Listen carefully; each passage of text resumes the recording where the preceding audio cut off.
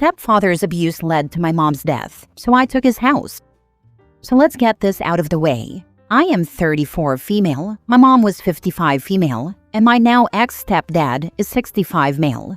They co-owned the home as joint tenants, and everything they had together was 50-50 at this point in time. Let's call my ex-stepfather Louis. My mom and Louis had been married for 16 to 17 years.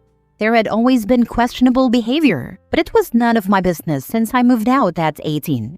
Well, at 27, I decided I wanted to go to college to better myself. My mom and Louis both agreed and offered me and my small family the basement apartment of their home. About 1.5 years into my program, my mom was diagnosed with ovarian cancer. A week before she was due to have surgery to remove the tumors, one of the big ones ruptured. One thing led to another, and my mom's cancer spread.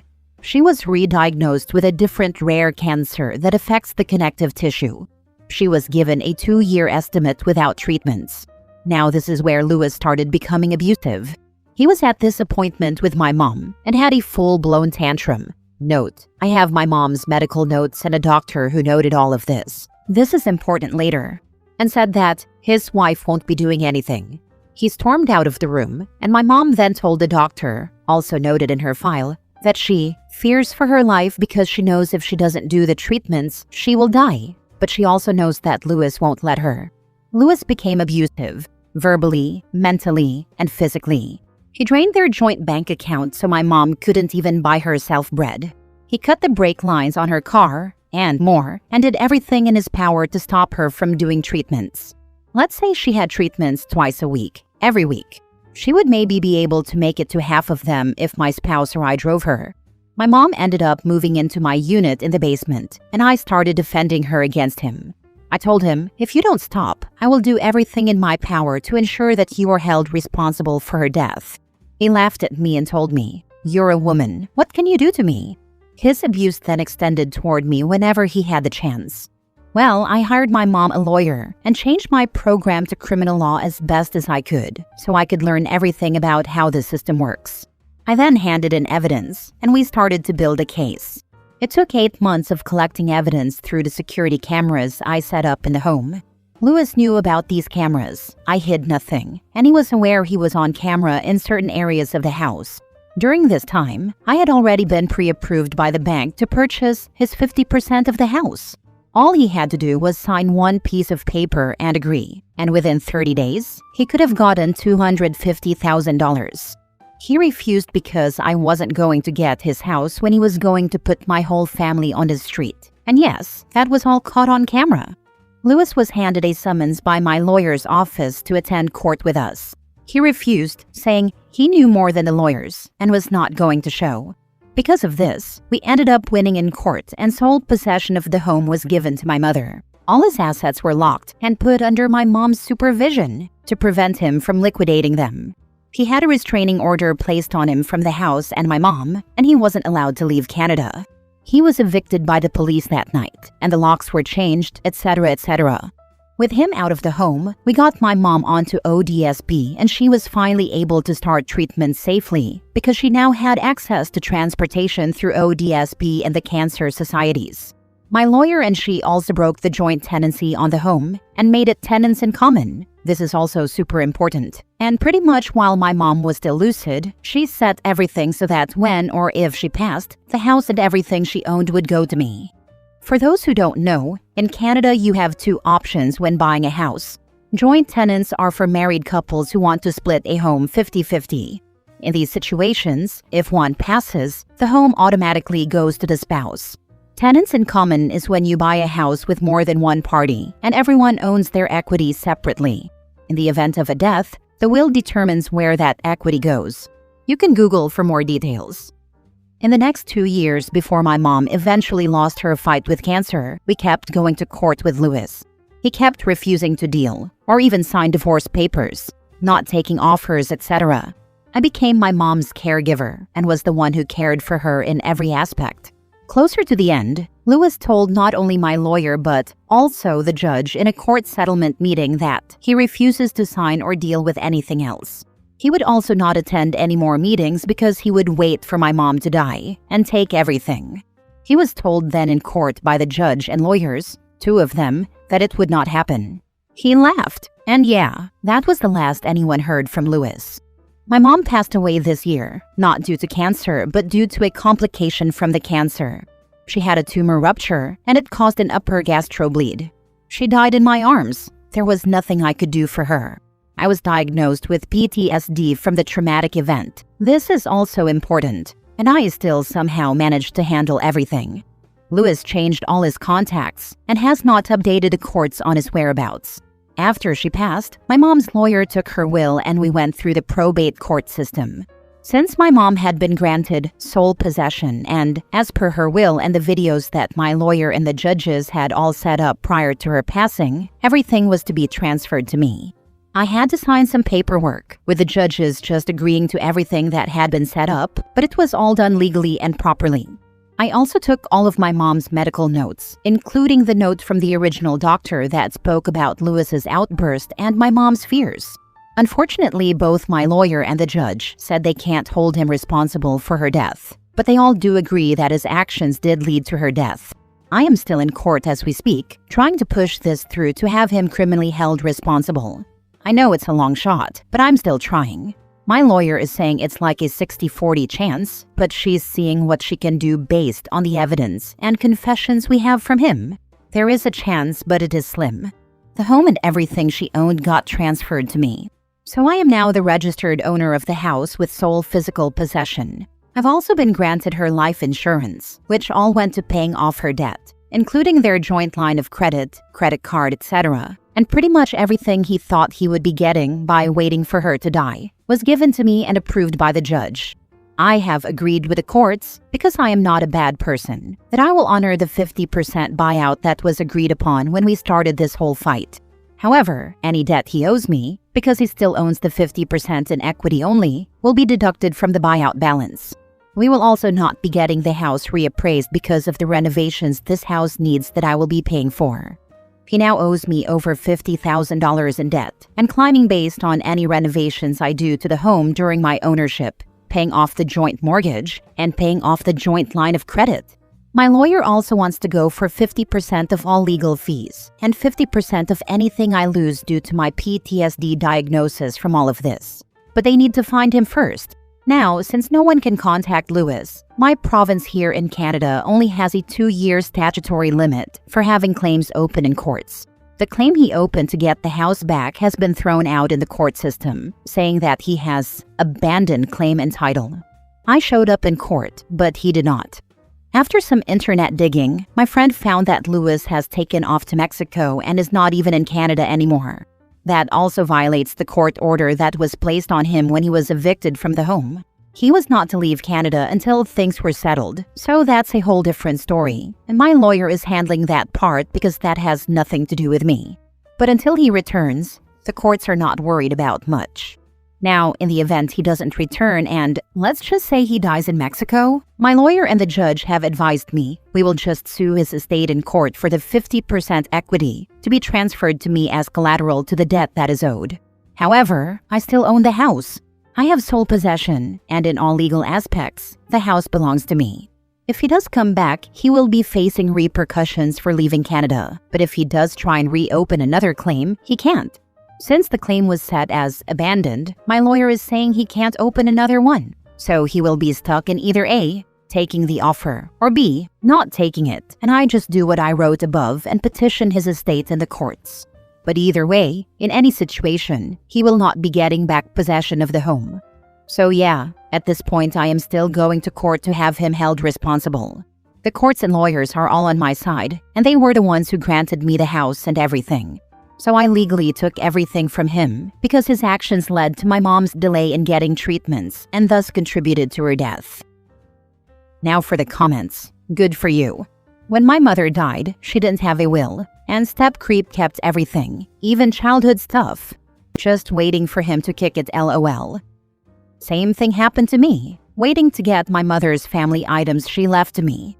He already told me that he is going to spend it all. Whatever, his karma, douche that he is. When my wife and I bought our house and had kids, we immediately placed the house in a trust. Good for you. We have greedy, entitled a-holes on both sides. We want to protect our assets. I like Canada. The legal system seems to make sense and does not waste time with BS.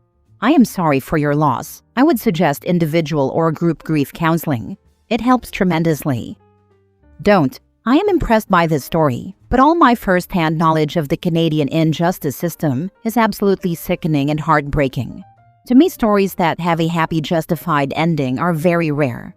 Disgusting, corrupt, and lazy judges litter the country and do little to nothing at the least, and great harm to Canadians at the most. Next story. Renter thought she got away unscathed. I own an apartment in Manhattan, New York City, and decided to rent it out furnished and move to the house I had bought for my infirm mother to take care of her on a full-time basis. She's 87. The rental income was to become my main source of income. My new tenant, a middle-aged woman from Queensland, Australia, lacked previous landlord references since she said she had owned and lived in her home for 30 years. She was gainfully employed, met the financial criteria to qualify, and provided some solid letters of reference. Long story short, she stopped paying the rent 7 months into her 1-year lease. My attempts to contact her were unsuccessful, so I took her to housing court and had her evicted, and sued for damages in small claims court, damaged microwave, stained sofas, apartment left in filthy condition. As you can imagine, she skipped the court dates, surreptitiously moved out of the apartment, completely ghosted me, and fled back to Australia, where it would be very expensive for me to remotely hire a local lawyer to domesticate the financial judgments and garnish her wages. I was adamant that she wasn't going to do this to any other landlord and plotted my revenge. She has a very unique name, so I bought her domain name. Let's say her name is Jane Smith. I purchased janesmith.com and built a website. I proceeded to post the details on said website. Her photo, an official copy of the financial judgments I won against her. She owes me $16,000 in unpaid rent plus over $7,000 in damages, including photos of the filth left in the apartment, the damaged furniture and broken microwave, the notice from the marshal posted on the door with eviction details. Details about where she worked and the club she frequents in Queensland to play bridge. I was very careful to include only facts so as not to be accused of slander. I focused on the SEO of the website and managed to have the website be the #1 result when you Google her name. Then I sat back and looked at the stats of the website visits, which showed her employer had visited the site, and I also got emails from some people who had seen her at a professional conference she attended and wanted to let me know her whereabouts. In addition, I communicated with the people who wrote letters of reference on her behalf, which she submitted when she applied for the apartment, and told them about her unscrupulous behavior. It's now going to be 3 years. I still own her domain name, the website is still up and still gets visitors, and if you Google her name, it's still at the top of the rankings. Although keeping the website going is costing me some money, the satisfaction of knowing that she has been publicly unmasked and can't swindle others continues to give me great satisfaction. She arrogantly and callously cost me $20,000 in unpaid rent and damages, and it is now costing her far more than she saved in unpaid rent. Any job she applies for, any apartment she tries to rent, anyone she tries to date will know the truth behind the mask. Angela in Queensland, you now know FAFO. That's 20,000 USD. To her, it will be 30,000 Australian dollars, so that is significant. I actually hope you continue to keep the domain name for a long time to come. I just renewed the domain name for another year. So, let me get this straight, just to understand how things work. If I Google Angela Vondale, her name, and click on your website, will this help keep your website the top result when folks search for her name? What if I search the employer name and her name together? Will that also possibly help get the word out to people about this criminal? I'm in Australia. Just Googled her. Very nicely done. You got the first 2 hits on Google. I'm in Australia. A 2009 post says she was a professor at Bond University, a university founded by one of our most famous fraudsters. That fits. In case you didn't know, the uniform Australian defamation laws say truth is a defense to defamation. Keep up the good work. Last story. I blackmailed the maintenance man at my grandma's senior center. I, 41 female, had to do some community service for a misdemeanor charge I was found guilty of, so I went to the senior center in my town. Immediately upon arriving and being introduced to the person in charge, aka the maintenance man, he was hitting on me. We did no work at all. We walked straight through the cafeteria and out the back door and sat on a bench where he proceeded to tell me how awful his life was, how he was in a loveless marriage, his wife was handicapped, on and on. I felt bad for him until he started talking about the other girls that came through, how they sent him pics, and how he signed their paperwork to say they did their community service. Maybe I wanted to do the same? I don't remember what I said, but I left and didn't go back, pretending it didn't happen. Then I only had a week left in my sentence to have my community service done, and I hadn't done any of it. I had 4 out of 40 completed. So I did the only thing I could think of. I texted the maintenance man and told him I wasn't going to send him nudes, but he was going to sign my paperwork, or I would tell his boss and the courts what he was doing. So he signed it. Then I told my probation officer not to use them anymore and why. I wanted to call his boss, but never did. I just wanted to make sure that he wasn't taking advantage of the women in that program anymore. Just to clear things up, he is no longer part of the program because I did turn him in the same day I blackmailed him. I regret not doing it sooner, and I regret not telling his employer and his wife. Funny ending to this is, one day I was at work telling some girls about this guy, and later that day, one of them pulled me aside and told me that the maintenance man is her stepdad. She started crying, saying she knew he was doing this to her mom, but her mom won't believe her, and maybe now she will. I felt terrible for her. I told her to have her mom call me and I would tell her all of it. But I never heard anything, and as far as I know, they are still together. And he still works there, which sucks because now I am 50 and can go there and it's awesome. The craft room is insane. They have a choir, lots of exercise equipment, free transportation, and day trips everywhere, but I don't want to see him. If I had the balls, I would totally go and make sure I said, "Hey, remember me?"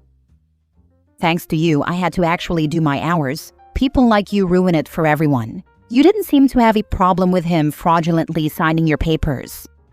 My probation officer and the judge were glad I turned him in and let me go without doing the hours. I have nothing to do with other people having to do their hours. That's an idiotic statement. This post is a great study in ethics. Seriously.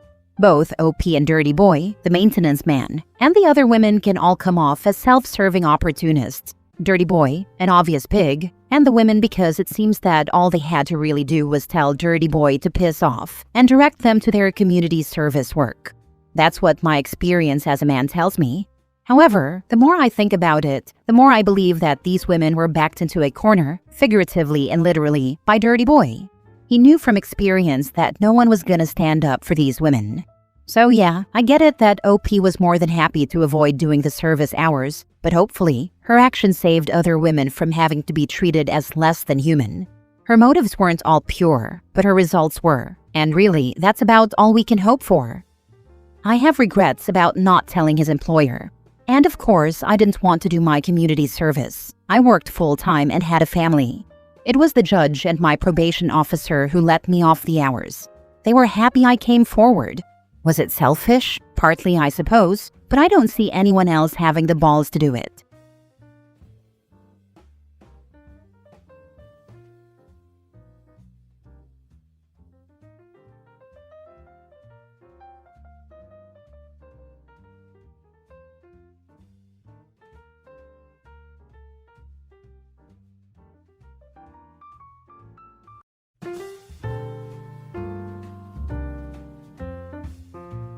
Am I the a-hole for not wanting contact with my stepkids after their mom passed? Catherine was my best friend growing up. She was the first person I told that I was gay. She hugged me and told me that I was still me. We were there for each other through everything for the last 40 years. My HIV scare in college, her children's births, my divorce, her divorce, and innumerable small and large life events. We got married to each other because we deeply loved each other and because she needed health insurance. Her grown children, whom I have known literally since birth, didn't approve. We tried talking to them, but they wouldn't listen. We eventually agreed that it would be best if I distanced myself from the kids. Catherine would travel to see them or arrange it so they could visit her while I took vacations with friends. Catherine went through her savings in the last years of her life, and I supported her completely. I didn't once ask where the money I gave her went. I paid for her trips to see her kids because she needed that. I paid for gifts she sent her kids and grandkids. It's just money, and I have more than I will spend in this lifetime. Catherine passed in October. All she left her children were sentimental items, pictures, old souvenirs, that sort of thing. She had no money. Her kids were disappointed but seemed to understand. Then just after Thanksgiving, they contacted me to ask how they were going to get their gifts. Last year, I rented a ski chalet in Montana for the family. I also paid for 2 days of cat skiing. I did not spend that holiday with them, but it was the last time I saw all her children and grandchildren together. I told them that their mother hadn't left them anything for Christmas this year. They were upset because they thought they were getting another trip to memorialize her, I guess. I told them that I was going away for the holidays by myself to spend time with my friends, and that's what I did. We spent 2 weeks in Morocco, and I mourned my friend. I didn't look at my phone the entire time we were there. I still take pictures with my Nikon SLR, so I didn't even use my phone for that. I finally turned on my phone on our way to the airport, and it was full of notifications and messages from her kids, most quite impolite. I messaged each kid, told them I didn't want to hear from them again, and then I blocked them. It felt like cutting off a limb. I love those kids, but they spent the last 5 years treating me like nothing, and now they want my money? I'm just done. Their father contacted me and said I was being petty and vindictive. He said that the least I could do was give them whatever my wife left me. I laughed. If I didn't have a great career and excellent insurance, all she would have left me was debt. So they are all young adults, some with children of their own. They have shown me that they do not want me in their lives. Am I wrong for agreeing and taking actions to make it so? Now for the top comments. Not the a-hole. They don't want a relationship with you. They only want your money. Good riddance. You owe them nothing. They want a relationship with OP's bank account. You are not the a-hole, and I am sorry for the loss of your friend. Glad you could be there for each other. Thank you. She was an amazing person, and honestly, probably the love of my life. Just not my type. You sound like a very genuine person, and I'm very sorry for your loss. The story makes me want to hug everyone I'm close to. Those kids don't deserve you with how they treated you. Not the a-hole. No reason to lose sleep over people who treated you like crap and want to use you for your money. They're grown adults, not angsty teenagers. They are young adults. I don't know why our relationships went wrong. Do they know she didn't have money? No, it wasn't their business. While it may not directly be, there may also be a bunch of missing information that allowed them to fill in the gaps with their own assumptions. How you want to proceed, out of what love you had for them or your own peace, dictates how you move forward. Look, y'all, I paid for everything. Vacations, presents, hospital bills, for the entirety of our marriage. She gave you what she had, because that is all she had. Please do not contact me again, as there is no more blood from this stone. Yeah, they seem to be under the illusion their mom had money and left it to OP. I'd be clear with them that OP funded their holidays for years as Catherine couldn't afford them, and there was no money to be inherited. Make it clear the well is dry, and hopefully they'll give up. Next story. Am I the a-hole for not treating my stepdaughter like my daughter because I'm not her dad? I got married to my wife back in February. We both have one teen daughter each from our previous relationships, and we have 50-50 custody of both of them. We have them during the same week, so 1 week we have 2 teens, and the next is just the 2 of us, which is nice. We have had a couple of issues so far with parenting our kids. Multiple times now, when I try to parent my stepdaughter, my wife comes in screaming that I'm not her dad, so I don't get to punish her. The last time this happened was a few weeks ago. She just got her license a few months ago, and one night she snuck out with my car while we were all sleeping and crashed into a railing. The front bumper was falling off, and the entire passenger side was scratched and dented. I'm not from the US, but it stayed 5 days in the shop and cost the equivalent of over $2,500. I was freaking pissed. Again, her mom defended her, saying I'm not her dad. I said, you know what? Fine, I'm not her dad. So this year for Christmas, I got my actual daughter a whole load of Christmas gifts and not a single thing for her. Both she and her mom were pissed and hurt. She asked me why I did that, and I told her that she's not my daughter, and she already cost me over $2,000, so she's not getting anything from me. Now they're both pissed, and my wife isn't even sleeping in our bedroom. Am I in the wrong in just being petty, or was I justified here? Not the a-hole. Do not have children with her. I anticipate a divorce soon. Probably yeah. OP, you don't have a stepdaughter problem. You have a wife problem, but you're choosing to make it about the daughter.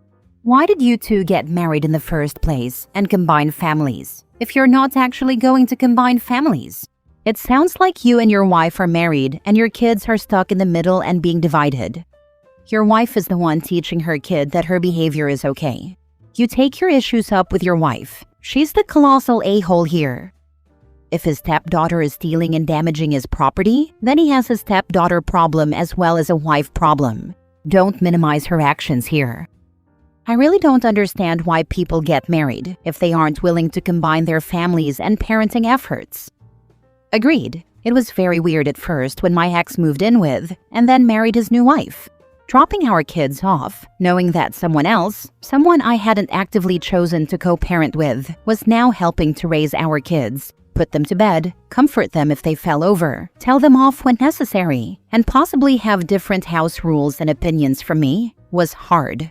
I know my kid's stepmother found it awkward at first too. How much should I do regarding disciplining the kids? Would she then have me complaining because they aren't her kids? And would my ex or his wife complain if he told the kids off for something she didn't think was an issue? But we're all adults, so we talked, acknowledged the weirdness of it all, calmly negotiated situations where we disagreed, and all compromised at times, even if that meant swallowing a twinge of resentment or anger. Because the one thing we all agreed on was that the kids come first. We wanted as little disruption, confusion, and stress for them as possible. I've had relatives say, I can't believe you let the stepmother tell the kids off or tell them what they can and can't do like that. She's not their mom. Their dad should do that. When they've done something, I would absolutely discipline them for too.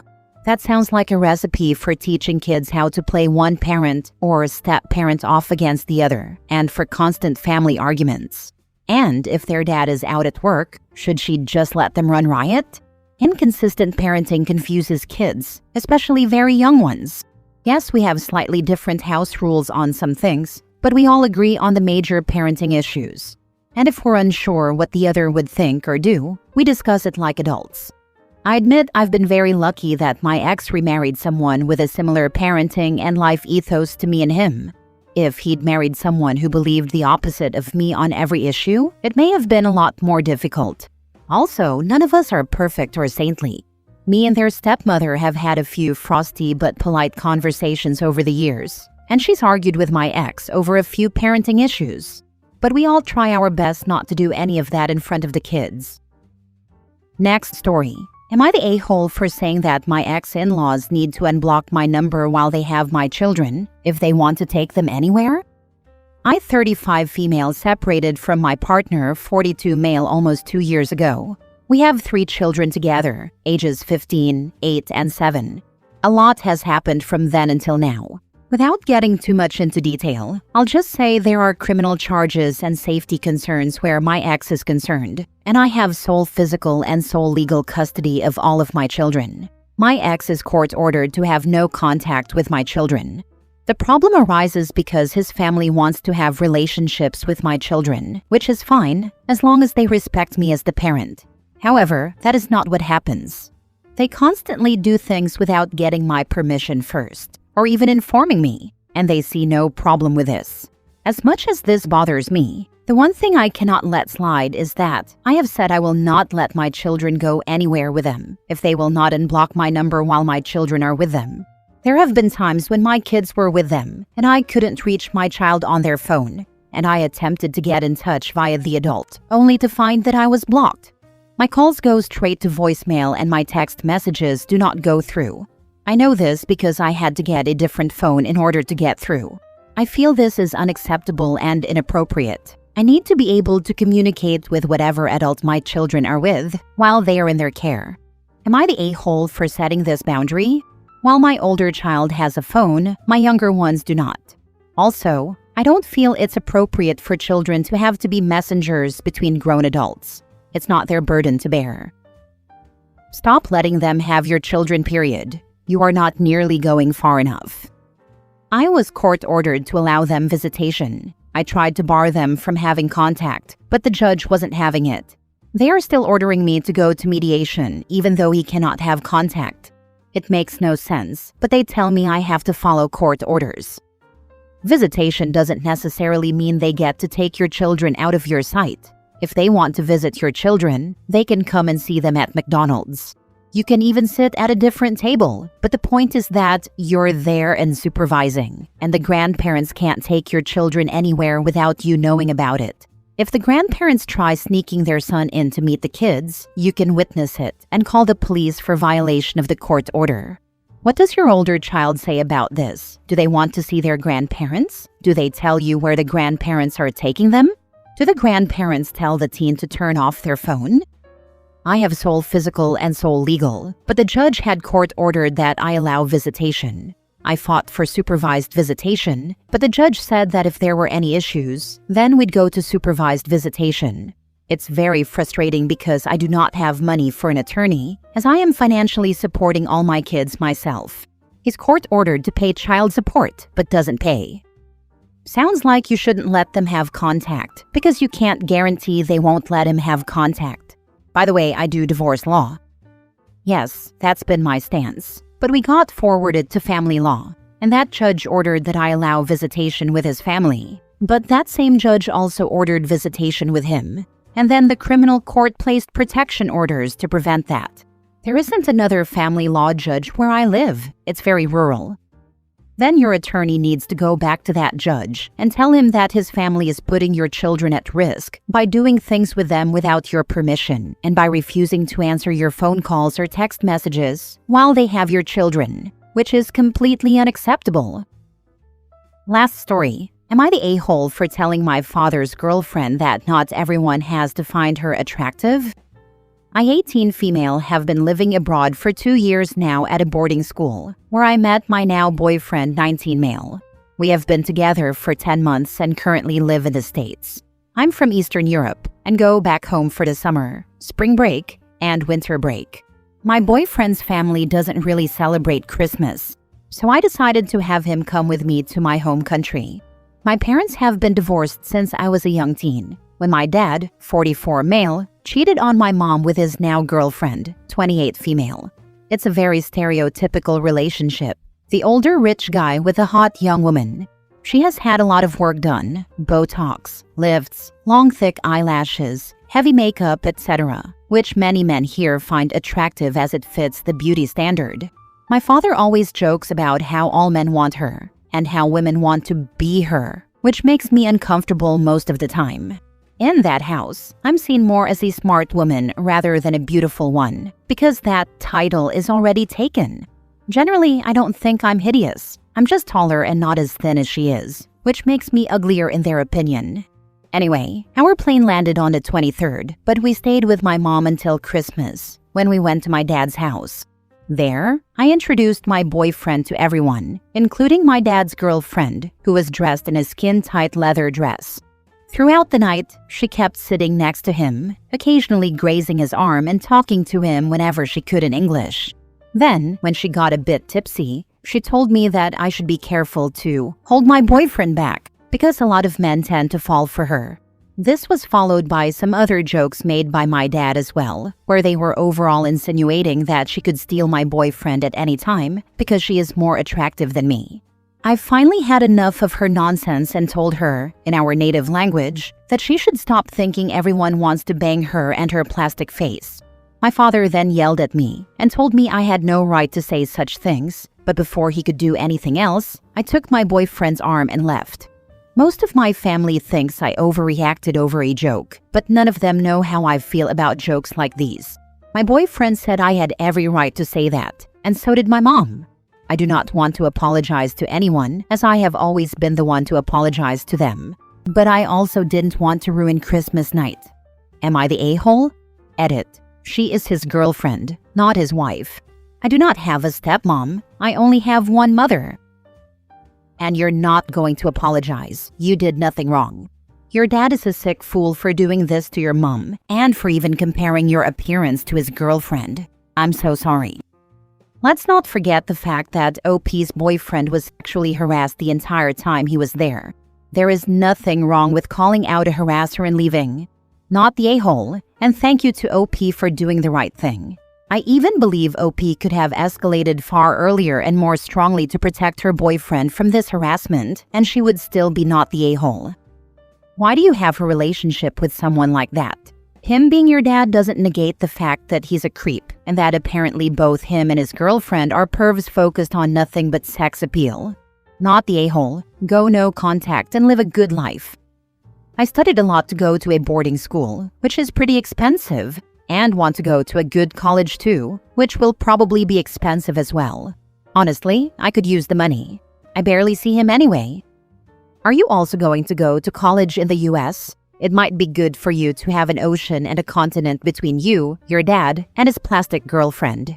If he's wealthy, he probably controls the finances. But if you study hard, you'll make your own way in this superficial world. Good job telling the girlfriend off. She sounds horrible. That's what I want to do. I'm okay with enduring all of this for my education. It would only be bad for me if I cut ties.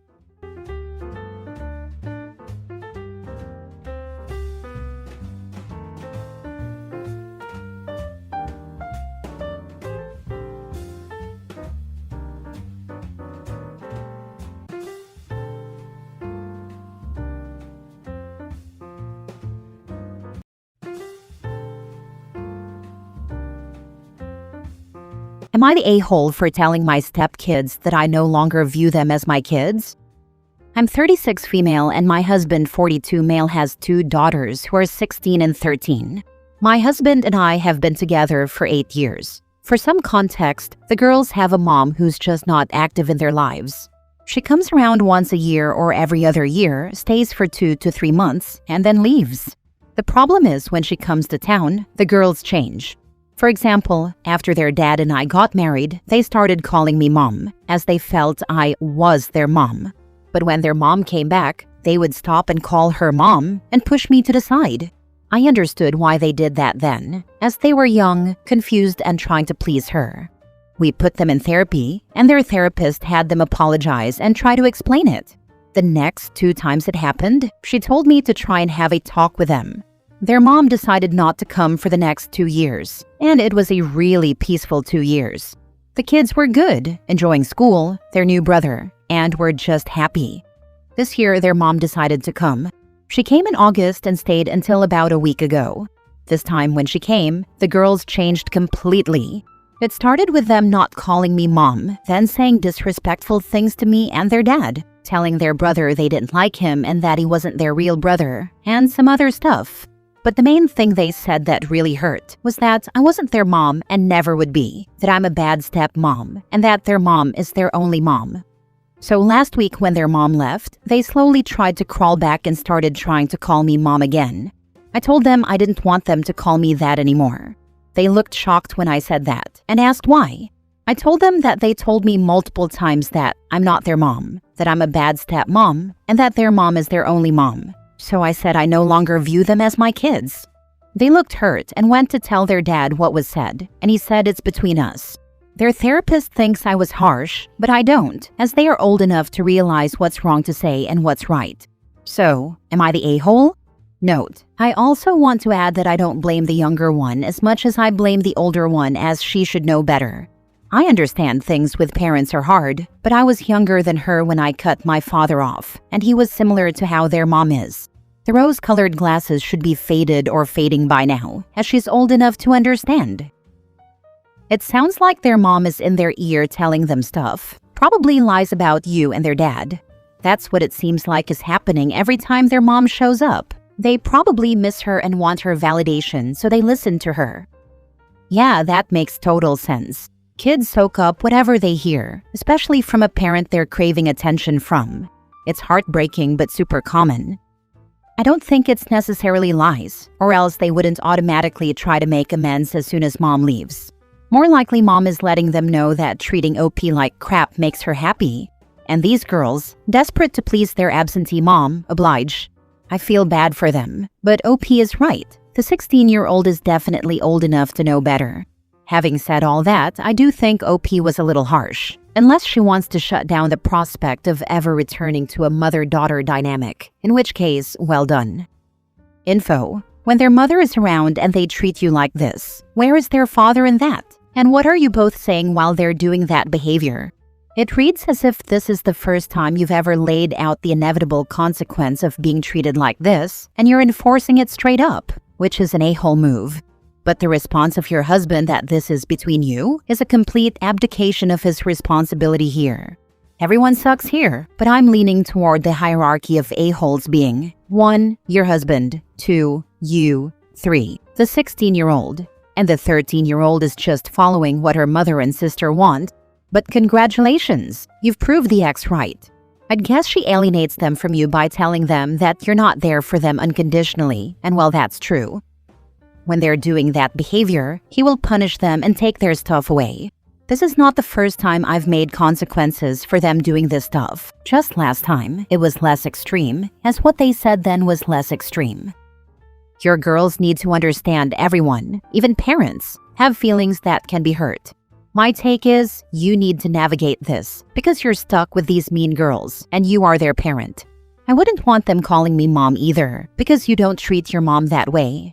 But we all know they're being influenced by bio-mom, and you need to be the bigger person in this situation. Be the positive influence on them, but set those boundaries as to how you will accept being treated. Also, kick your husband in the rear. Next story. Am I the a-hole because I won't tell my wife what my son, her stepson, has in savings from my late wife? My wife and I, both in our 40s, have a blended family. I have a 16-year-old son with my late wife. My wife has a 13-year-old daughter and a 12-year-old son with her ex-husband, and they share custody. We have a 4 and a 2-year-old together. When my late wife was sick, she told me she wanted a percentage of the compensation she was issued for her medical misdiagnosis to go to our son's savings. She also had a second savings account she wanted to add to it. This was on top of what the two of us had saved for him before her illness. I honored her wishes, and I continued saving for our son's future. This is a promise I made to my late wife that I have stood by. I also promised I would protect it and make sure it was only ever for him, nobody else. When my present wife and I started seriously dating, we talked about what saving would look like for our kids if or when we married. She knew I had always saved, as had my late wife. We didn't discuss how much either of us had saved for our existing kids, but we agreed to an amount every month that would be saved for all three. And this was talked about again when we had children together. Recently, there has been a lot of stress on my wife. Her ex has refused to discuss my stepkid's savings and whether he pays anything or not. She also feels like we haven't been able to save enough every month as promised because it's been just one thing after another. There are months we've missed because of things beyond our control. Life stuff mostly, like things breaking, etc. A few weeks ago, my wife told me we should put all the cards on the table and discuss what all 5 kids have and decide how we proceed with making sure everyone gets what they need for the future. I told her I would happily discuss what I have saved for my oldest, but I would not be discussing the money left by his mom. She pushed back on it and said all the money should be taken into consideration. I told her we don't know what all the money is. I said our parents could be saving money for the kids' futures. Her ex could have money for my stepkids. His parents could have money for my stepkids. We can't say for certain what everyone will have at the end, and it's only fair to discuss what she and I have and can save. She told me it sounds like I don't trust her. I responded by asking why she wants to know this so badly. By only talking about what we've saved, we're on even footing. She told me if we knew everything, we could focus a little more on the kids who will have less. She said our younger two are probably going to be the worst off long term, and that she would be open to combining all the money and dividing it. I told her I was not on board with that, and what my son has from his mom is not going to be shared or used for any of the other kids. We argued about it, but I refused to say. She feels like that's wrong when we're married. I told her it's not my money, nor is it her money, or money that we can or should be accessing. It's from my late wife to our son, and that's all there is to it. My wife said she feels like I'm keeping her in the dark and not trusting her with something important. She said it cuts her ability to fully engage in conversations we need to be able to have and decisions we need to make as a couple. Am I the a-hole? Now for the top comments. It's your son's money. It's from his mother. Full stop. End of story. 4 out of your 5 kids have 2 parents. Your wife sounds like she doesn't understand fairness. Not the a-hole. You need to make sure that she cannot legally access that money should something happen to you. A trustee or some other arrangement. The moment she has said combine and divide, every alarm bell should have gone off. That money was never meant to be shared among all the kids. It was a promise between you and your late wife. Get a trustee as soon as possible. Question: if you died today, who would be the guardian of your son? Would the way the money is set up now be disclosed or accessible to her in the event of your death? Is this something you're okay with? Is she a parent to your eldest, or just the wife of his dad? If you trust her to take care of your eldest in the case of your death, there's no reason to keep this information from her while you're alive. But since he's close to being 18, that's maybe unnecessary. If you don't want this to be accessible to her in the event of your death, and how it's currently set up would make it so, then you need to fix that ASAP so she will not access it. My son's maternal grandparents would be his guardians if I died today. My parents would be next in line after them, and there are 2 others after them if something were to happen. My wife would not be my son's guardian and would not gain access to the money if I died. I can't help but wonder if she's done some digging and found a bank statement or something, and feels like that money saved there should be divided among them all, including her. Stick to your guns here and keep a close eye on your wife. It sounds like she may be the type to start treating your son poorly because of this situation, and it wouldn't shock me if she started trying to guilt him into splitting the money or accessing it for her. Money does weird things to people. Protect your son and yourself. Also, OP, please make sure you have an updated will and that the executor is not your wife or a member of her family. Your wife is about to steal from your elder son, and make sure she doesn't guilt-trip your son for anything. Talk to your son. Last story. Am I the a-hole for being a reason my dad's family turned against him after I already decided to stop going to his house? My parents are divorced. My mom and dad shared custody of me, 16 female, and my brother, 19 male, since the divorce. My brother aged out of a custody plan, but I hadn't. Still, I decided about 3 months ago that I was done with my dad and wanted to stay with my mom all the time. My mom checked with her lawyer, and he said it would be fine, so I stopped going to my dad's house, so long as I don't block his number or anything until I'm 18. I guess people will be asking what it's all about. So it's a few things. For years, Dad has had an hour spot with me and a different hour spot with my brother, somewhere he took us for one-on-one time. He said he would never take me to his and my brother's spot and would never take my brother to mine and his spot. He said there are so many places in the world, and he wanted us to each have something just for us, something unique and special. We liked it at the time, and we still had things the 3 of us did together. When I was 12, my dad got married again. I knew his new stepdaughter from school. She's a bully, although she wasn't my bully exactly, but she didn't like me either. We met when we were 10, and she was the new girl. I had started to befriend her, but she was a huge jerk to my friends and other kids at school. When I stood up to her, she turned on me for not having her back. She said I was supposed to be on her side and pick her over my other friends. We didn't like each other after that, and her list of people she bullied got longer. I was never really on that list. We just glared at each other, and she would tell me to F off a lot because I'd tell her to leave my friends alone. I hated when Dad became her stepdad. He knew about the issues between us, and he said we'd learn to love each other. He started spending more time with her, found their hour spot, and tried to be the dad she didn't have. When he realized she had no friends at school or anywhere, he tried to get me to be her friend, and I was upset and hurt that he'd ask me to do that, knowing what she was like. His wife said she was my family now, and that I should prioritize her over some childhood friends that would never last. I refused and Dad and I fought. My stepdad's daughter and I really didn't get along when I was at Dad's house. She loved to gloat that she lived with him all the time and that they were getting closer than he and I could ever be.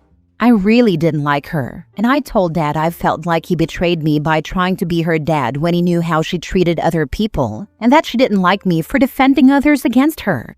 He told me once he married her mom, he had to be there for her and that we should all try to pull together as a family. There were times when we fought where he came in and took her side, and he asked me to give her a break because she had no one and I had all these friends. Then after they'd been married for about 2 years, my dad asked me to speak to my cousins and get them to give her a chance. Several of my cousins on his side go to school with us and know all about her. They ignored and excluded her at family stuff. I said no to what Dad asked, and he got really mad at me. I cried, and he told me to please just show what a great girl I am, and I told him he liked her more anyway. I meant it when I said it too, because it felt like he took her side over mine every time he got involved. The rest of the time, he stayed out of it. The last few years have been more of the same stuff. I cry. I hate this girl more and more. I wish her dad would come back and take her away, or I wish someone would turn around and bully her back and chase her mom away with her, because her mom doesn't care how she treats others. I reached the point where I wasn't willing to do anything to be nice, helpful, civil, or anything that would make it look like I thought she was a good person. And then my dad started taking her to our spot. She told me so fast after they'd been there like 5 times. And all 5 times, she had proof to show me. I lost my cool. I told her I hated her and called her a bully and a bitch and a monster and all kinds of stuff. My dad and his wife heard it all go down, and my dad tried to make me stop. But I said she should do everything she's told other kids in school to do, and I'll celebrate then because she's the one who deserves it. Then I told my dad he wasn't my dad anymore, and that at least he had another daughter. He told me I needed to calm down and not lash out like that. I said he ruined our spot. He was a liar. He betrayed me for her, and I said that was where I could never forgive him, because I hated her. I wished she didn't exist, and I wished she'd get the heck out of my life. Dad said taking her there wasn't meant to hurt me, that he was sorry, and that he'd stop, that he was still my dad, and he loved all 3 of us the same. I said I didn't want a dad who could love her. I told him my feelings didn't matter to him, only hers did, and he didn't take her to his and my brother's spot, just mine, even though he knew how much I hated her, and how much she hated me. And then I stopped going. My dad tried to change that, but I really am 100% done with him.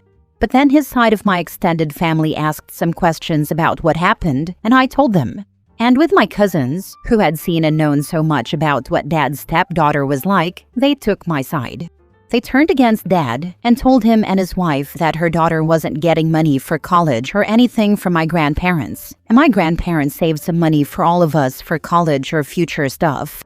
They said she was not family, called her names, and told Dad he should be ashamed of himself for picking someone over either of his real kids.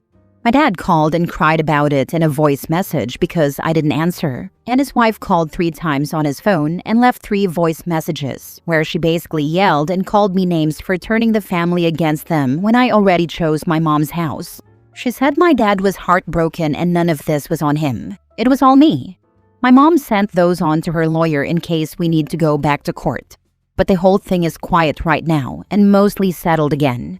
I just think about it sometimes, and I feel so glad the rest of my family chose me when he didn't. But am I the a-hole? Not the a-hole. There's a good reason why that girl has no friends. Which is exactly why father's side of family can't stand her, especially since cousins who are around same age and go same school as OP and Bully saw and experienced why she has no friends. Not the a-hole. OP's father did sided with a bully, he only reaping consequences of the harm he himself did to OP, while ignoring the why of everyone in his side of the family, plus the whole student body rightfully hates his stepdaughter. Not the a-hole. Your dad betrayed your trust and took her to y'all's spot that was meant for the 2 of you. It'll be hard, but you'll have to gut it out until you're 18 and then go no contact. I'm sorry you have such a crappy father who prioritizes a bully over his daughter, but karma is catching up to him real quick. It's so hard to keep him unblocked right now. Muting him helps some, but once I can be no contact, I think everything will be so much easier, and I won't have to stress about hearing him cry or his wife yell down the phone at me again.